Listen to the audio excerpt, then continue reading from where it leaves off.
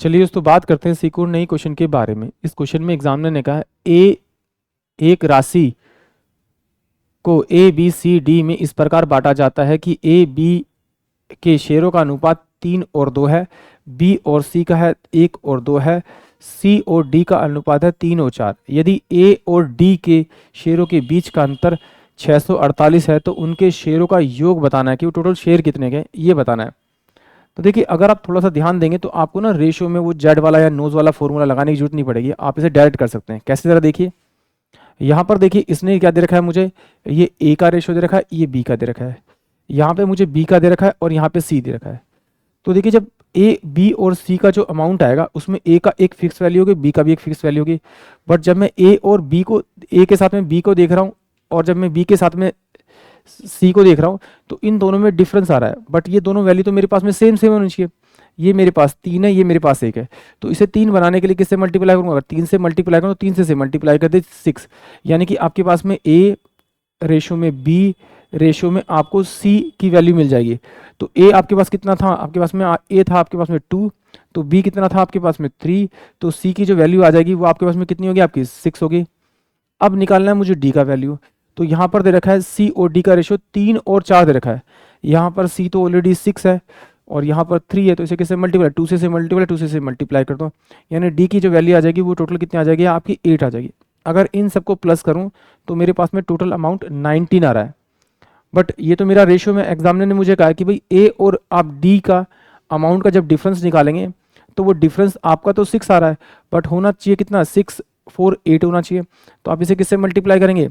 तो 6 कम 6 0, 6 8 48 यानी 108 से, जिससे से मल्टीप्लाई करें उसी से मल्टीप्लाई कर दीजिए।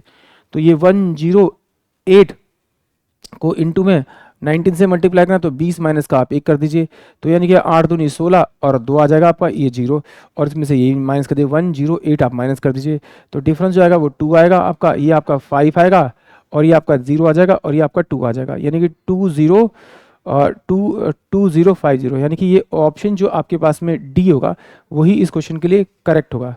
एक बार फिर देखते हैं इस वाले रेशियो को निकालना, क्योंकि मेन प्रॉब्लम तो यहीं पे आने वाली है। अगर इस तरह से निकालना तो इस तरह से निकाल सकते हैं। ए और बी का जो रेशियो दे रखा है वो 2:3 दे रखा है। फिर बी और सी का जो रेशियो दे रखा है 1 रेशियो में आपका 2 दे रखा है। तो इसे अगर क्रॉस मल्टीप्लाई यानी कि ऐसे इससे मल्टीप्लाई करूँगा, इसको इससे मल्टीप्लाई करूँगा, तो ए का अमाउंट आएगा 2, तो बी का अमाउंट 3 और सी का अमाउंट आएगा मेरे पास में 6। तो ये मेरे पास में A ratio B ratio C आ गया।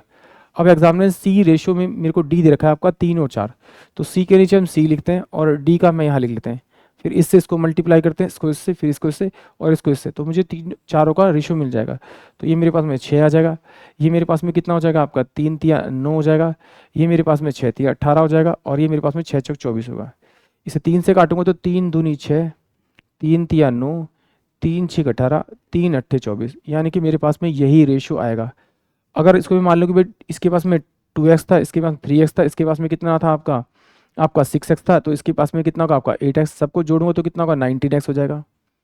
उसने a और d का डिफरेंस दिया, तो डिफरेंस कितना आएगा आपका? 6x। बराबर किसके दे रखा है एग्जाम में? 6 6 4 8 के बराबर दे रखा है। तो इससे काटूंगा तो x इजकल टू में कितना आएगा? 108 आएगा। x की वैल्यू मिल गई, यहाँ पे रख दीजिए 19 इंटू में 108 से मल्टीप्लाई करेंगे, तो ऑप्शन डी जो होगा वो इस क्वेश्चन के लिए करेक्ट आंसर आएगा। आई होप आप सभी को क्वेश्चन समझ में आया होगा।